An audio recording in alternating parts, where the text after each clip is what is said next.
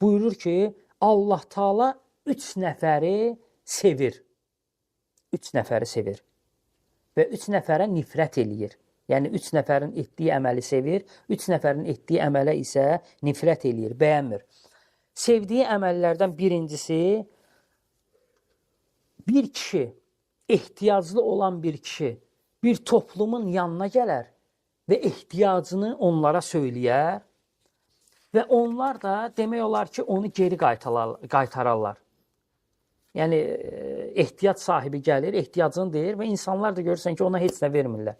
Amma buyurur ki, onların içindən elə bir şəxs çıxır ki, gizdincə gedir, onun ehtiyacını ödəyir. Allah Taala bu əməli sevir. O insanı sevir. Yəni, elə əməl elədi ki, heç kəs bilmədi ki, o yaxşılıq elədi. Ona görə Peyğəmbər sallallahu aleyhi və səlləm başqa hədisdə nə buyurur? Buyurur ki, qiyamət günü 7 sinif insan vardır ki, Allahın yaratdığı kölgənin altında olacaq. Yəni, qiyamət günü biz bilirik ki, günəş yaxınlaşacaq və hər bir yer günəşin altında olacaq. Heç bir kölgə olmayacaq. Ancaq Allahın yaratdığı kölgədən başqa. Orada da ancaq 7 sinif, bəzi hədislərdə isə bir əlavələr də gəlib. Yəni, çox az bir qisim Allahın yaratdığı o kölgənin altında olacaq. Onlardan da biri kimlərdir? Sağ əl verdiyi sədəqəni sol əli bilməyən kəslərdir. Yəni, sədəqəni elə verirdi ki, onu heç kəs bilməyib. Yəni, sədəqəni gizlincə verərdi. Bax, Allah Taalanın sevdiyi 3 nəfərdən də biri məhz bu cürə şəxslərdəndir.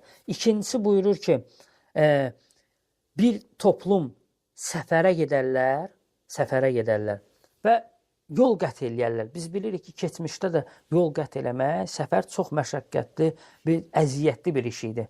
Gələrlər, yorularlar, yatarlar. Onların arasından bir nəfər qalxar və yaxud da çox az bir qisim insanlar qalxarlar, Allahı zikr eləyərlər, Allahın ayələrini oxuyarlar, namaz qılarlar. Onların içində seçildi. Bu əməl də nədir? Allahın sevdiyi əməldir. Üçüncüsü isə buyurur ki, o şəxs ki, düşmənlə qarşılaşır və Allah yolunda öldürür və yaxud da Allah yolunda geri qaçmadan öldürülür. Onun da ki, Allah Taala nədir? Etdiyi bu əməli sevir. Və biz də bilirik ki, dini Peyğəmbər sallallahu aleyhi və səlləmdən sonra ən gözəl yaşayan onun səhabələri idi. Çünki Peyğəmbər sallallahu aleyhi və səlləmi görüb iman gətirmişdilər. Quran onlara nazil olurdu. Peyğəmbər sallallahu aleyhi və səlləm onların müəllimləri idi. Din bizə səbəb olaraq onların vasitəsilə gəlib çatıb. Onlardan biri Uhud döyüşündə şəhid olan Ənəs ibn Nazır radiyallahu anhudur. Hansı ki, Uhud döyüşündə birinci müsəlmanlar qələbə çalırlar. Sonra vəziyyət dəyişir. Müsəlmanların xətasına görə məğlubiyyət yaşayırlar müsəlmanlar və başqa bir xəbər şaya yayılır ki, Peyğəmbər sallallahu aleyhi və səlləm öldürülüb, onda artıq müsəlmanların səhvləri demək olar ki, darmadağın olur və geri çəkilməyə başlayırlar. Bu anda Ənəs ibn Nadir radiyallahu anhu irəli doğru gedir. Hətta onu bəzi sahabələr tutur ki, geri qayıt, buyurur ki, mən vallahi Uhud dağının ətəyindən cənnətin iyini hiss eləyirəm və gedir, şəhid olur. Döyüşdən sonra gəlirlər, cəsədləri axtarırlar, hərə öz cəsədini götürür. Bir dənə cəsəd olur ki, tanınmaz halda olur. Sonra Ənəs ibn Nadir'ın bacısı gəlir, onun dırnağına baxdıqda dırnağından onu tanıyır və buyurur ki, bu mənim qardaşım Ənəsdir. Yəni, o qədər onun bədəndə ox, nizə, qılınc izi olur ki, cəsədi tanınmaz halda olur. O son damla qanına qədər insan vuruşur və Allah yolunda şəhid olur. Və Allah Taala da onları öyən ayə ilə qiyamətə qədər oxunan ayə ilə tərifləyir və onları kişi adlandırır. Allaha verdikləri əhdə sadiq qaldılar. o cürə insanlar. Ona görə Allah Taala'nın da sevdiyi 3 nəfərdən də biri odur. Allah üçün vuruşur və Allah üçün ya qələbə çalır, ya da ki şəhid olur. Yəni canını Allah üçün keçməkdən tərəddüd eləmir. Başqa bir gözəl bir misal var, onu çəkim. Peyğəmbər sallallahu aleyhi və səlləmə Məkkədə biz bilirik ki, zülm verən, əzab verən ən böyük şəxslərdən də biri bu ümmətin Firavunu adlanan Əbu Cəhl olur. Və həmçinin Əbu Cəhllə yanaşı onun oğlu İkrimə olur. Allah ondan razı olsun. İkrimə Peyğəmbər sallallahu aleyhi və səlləmə, İkrimə Peyğəmbər sallallahu aleyhi və səlləmin səhabələrinə ən çox zülm verən, ən şiddətli zülm verən şəxslərdən biri olur. Və Peyğəmbər sallallahu aleyhi və səlləmlə də döyüşlərdə həmişə İkrimə ön səfdə olub. Peyğəmbər sallallahu aleyhi və səlləmə qarşı döyüşüb. O zaman ki Məkkə fəth olunur, İkrimə Məkkədən qaçır. Və hətta Məkkə fəth olunmamışdan qabaq yolda Peyğəmbər sallallahu aleyhi və səlləm buyurur ki, kim İkrimə ilə qarşılaşsa onu öldürsün. Peyğəmbər sallallahu aleyhi və səlləm əmr eləyir ki, kim İkrimə ilə qarşılaşsa onu öldürsün. Və İkrimə Məkkədən qaçır. Gəlir Ciddəyə. Ciddədə gəmiyə minir. Gəmiyə minir və hansısa bir ölkəyə çıxıb gedir. Yol getmək istəyir. Yolda getdikdə gəmidə fırtına başlayır. Fırtına başlayır və demək olar ki, gəmidəkilər qalmaq şansını itirirlər. Çox az bir şans qalır ki, bunlar sağ qalacaqlar. Orada gəminin böyüyü, başçısı buyurur ki, əlinizi açın, Allaha dua eləyin ki, Allah Taala sizi xilas eləsin. Allahdan başqa bizə kömək eləyən heç kəs ola bilməz. İkrimə artıq onda dərk eləyir. Əlini açır, buyurur ki, ey Allahım, əgər sən məni dənizdə batırmasan, mən sağ qalsam, gedib Peyğəmbərin yanına əlimi onun əlinin üstünə qoyub İslamı qəbul eləyəcəyəm. Və elə olur ki, Allah Taala bunları xilas eləyir. Və həmçinin düşəndən sonra bəzi insanlar da ona deyir ki, get Muhammedin yanına, inşallah səni bağışlayar. Və Məkkəyə gəlir, qayıdır Məkkəyə. Peyğəmbər sallallahu aleyhi və səlləm sahabələri ilə oturduqda İkrimə radiyallahu anhu gəlir. Mustadrak həkimdə sənədində bəzi zəiflik var, amma mənası səhihdir. Peyğəmbər sallallahu aleyhi və səlləm buyurur ki, İkrimənin gəldiyini gördükdə buyurur ki, onun atasını söyməyin. Atasını belə, hansı ki bu ümmətin nə idi? Firavun adlanır. Deyir, onun atasını söyməyin. Bilir ki, İkrimələri İslam üçün gəlir. İkrimə gəlir, əlini Peyğəmbər sallallahu aleyhi ve sellem əlinə qoyur və İslamı qəbul edir. Və ondan sonra İslam üçün yaşamağa başlayır. Ta ki, Yarmuk döyüşü gələnə qədər. Hicrətin 15-ci ilində Yarmuk döyüşü olur. Müsəlmanlarla Rumlar arasında Yarmuk döyüşü olur. Və müsəlmanlarla Rumlar arasında olan ən şiddətli döyüş məhz Yarmuk döyüşü olur. Nəyə görə ondan əvvəlki döyüşlər bu qədər şiddətli olmayıb? Çünki Rumlar Yarmuk döyüşünə qədər müsəlmanları ciddiyə almırdılar. Çünki onlar müsəlmanlara elə bir ki, balaca bir qruplaşma, bir dəstə kimi baxırdılar. Və o cürə dəstələr də hər zaman olub. Yəni, elə bir ki, səhrada gedənlərə hücum eləyib, mallarını alıblar. Yəni, balaca qalılarda toplaşıb. Yəni, bir qruppa kimi. Ona görə Rumlar ona qədər müsəlmanlarla güclü döyüşlər olub. Amma Yarmuk döyüşünə qədər müsəlmanları ciddiyə almayıblar. Ta ki, Yarmuk döyüşü baş verdikdə artıq o Rumlar ən güclü döyüşçülərini çıxardılar. Elə bir ki, təcrübəli döyüşçülərini gətirirlər Yarmuk döyüşündə. Və ən yaxşı silahlarını məhz həmin döyüşdə gətirirlər. Elə bir ki, Yarmuk döyüşünə qədər Rumların qılıncları balaca olur. Məhz Yarmuk döyüşündə qılınclarını neynirlər? Yəni uzun formaya salırlar və artıq Rumların əskərləri uzun formada qılınclarla çıxırlar. Həmçinin nizələri olur, hansı ki 3-4 metrə çatan nizələr, 3-4 metrə qədər çatan nizələri olur. Həmçinin güclü qalxanları olur. Əsgərləri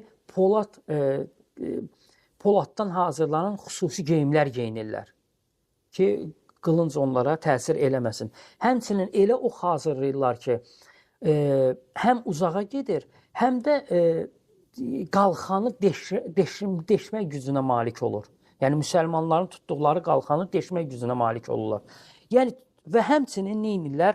Ordunu biri-birinə bağlayırlar, əskərləri biri-birinə bağlayırlar. Hətta atlarını belə zirək geyindirirlər, poladdan zirək geyindirirlər ki, atlarını belə müsəlmanlar vura bilməsinlər.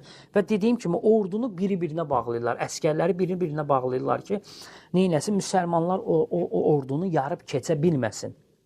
Ona görə bəzi döyüşlərdə bu zət-i sələsil, yəni zəncirlənmişlər döyüşü də adından adlanır. Onun yarmıq döyüşü, ən əsas adı yarmıq döyüşüdür.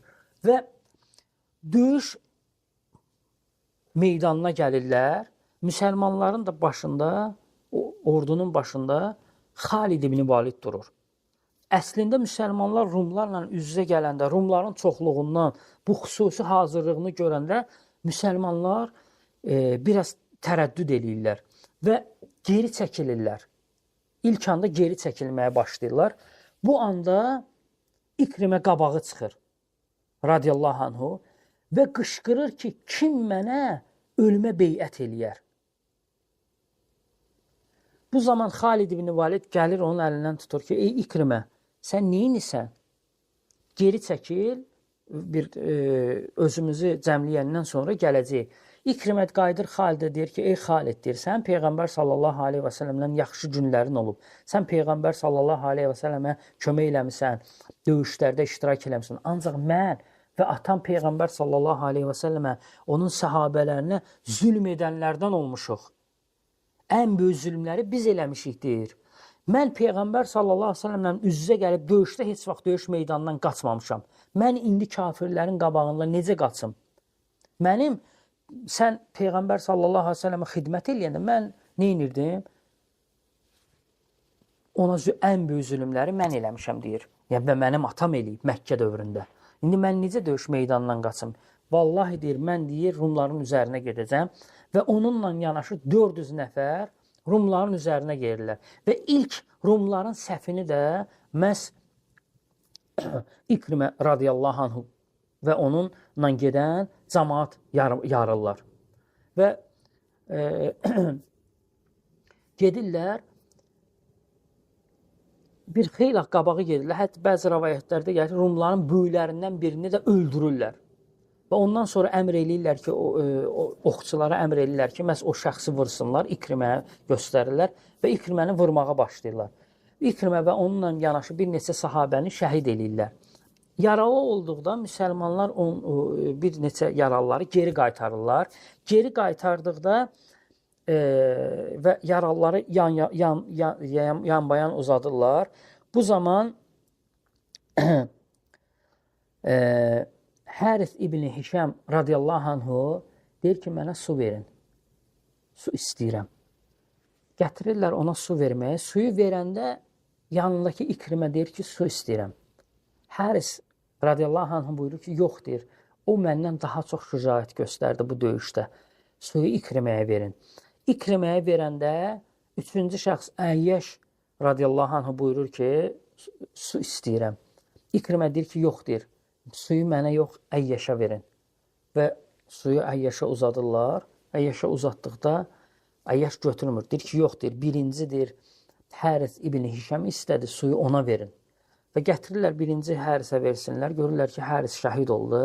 Sonra İkriməyə gətirirlər verməyə. Görürlər ki, İkrimə şəhid oldu içmədən. Üçüncü də gətirib Əyyəşə verəndə görürlər ki, bəs Əyyəş də şəhid oldu. Üçü də, üç dost, heç biri su içmədən Allah yolunda canlarını tapşırırlar. Və çox şiddətli döyüş olur. Müsəlmanların sayı 35 min, 40 min arası olur. Amma Rumlarınki 150-200 min arası olur. Yəni o qədər fərq olur. Xalid ibn Valid də ordunu geri çəkir. Sonra Xalid ibn Validin güclü döyüş bilmə qabiliyyəti vasitəsinə görə, səbəbinə görə müsəlmanlar qələbə çalırlar. Döyüş 6 gün davam edir və ondan sonra, bu döyüşdən sonra artıq elə bir ki, müsəlmanların qələbələri ardıcıl gəlməyə başlayır. Və demək olar ki, Rumlar əsasən məhz Yarmuk döyüşündə müsəlmanlar tərəfindən nədir? Sınırlar. Və qaydaq mövzumuza Peyğəmbər sallallahu əleyhi və səlləm dediyi kimi 3 nəfəri sevir. Onlardan da biri kim idi? Allah yolunda döyüşən, ölən və yaxud da öldürən. Və 3 nəfərə də buyurur ki, nifrət eləyir, bəyənmir onların əməlini. Birincisi kimdir? Qoca zinakar. İkincisi kasıb təkəbbürlü. Üçüncüsü isə imkanlı, amma zalım olan şəxs. Allah Teala 3 nəfəri seçir, 3 nəfəri sevir və 3 nəfəri də nədir? Nifrət eləyir. O sevdiyi 3 nəfərlər kimlərdir? Qeyd elədiyimiz kimi, Peyğəmbər sallallahu əleyhi və səlləmin qeyd elədiyi kimi, fikir verirsiniz, onlardan birincisi kim idi? Elə insanlar qafil olduqda bu gəlir sədəqə verir. İnsanlar yatdıqda ikincisi gedir ibadət eləyir. İnsanlar geri çəkildikdə bu sinəsini verib Allah yolunda şəhid olurlar. Yəni dərsimizə qayıdırıq. Peyğəmbər sallallahu əleyhi və səlləm dediyi kimi Ramazan ayına hazırlıq üçün ilk olaraq nədir? İnsan Şaban ayında artıq hazırlıq görməlidir və Şaban ayında insanlar bu ayda ibadətdən qafil olurlar. Müsəlman da bu ayda əgər orucunu çoxaldarsa, müsəlman bu ayda ibadətlərini çoxaldarsa, Ramazan ayına hazırlaşmış olur. Hətta bəzi sələflərdən gəlib ki, salih insanlardan gəlib ki,